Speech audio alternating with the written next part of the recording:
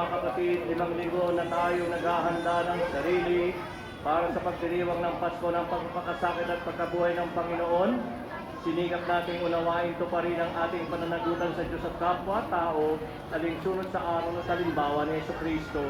Kaisa ng buong simbahan, sinisimulan natin ngayon ang mga mahal na araw.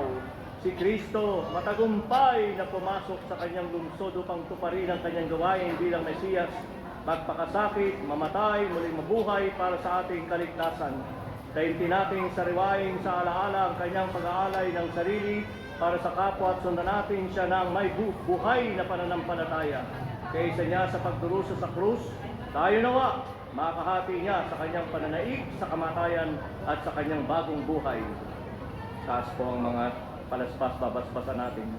Ama naming makapangyarihan, lay ministers, please go to your places now. Ama naming makapangyarihan ng mga palaspas na ito ay iyong pagpalain. Sabihin niyo sa katabi niyo, God bless you.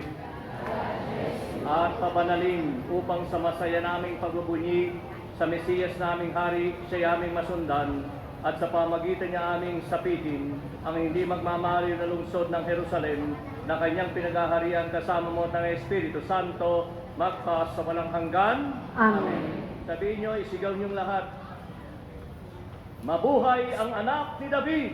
Mabuhay ang anak ni David! Awitin.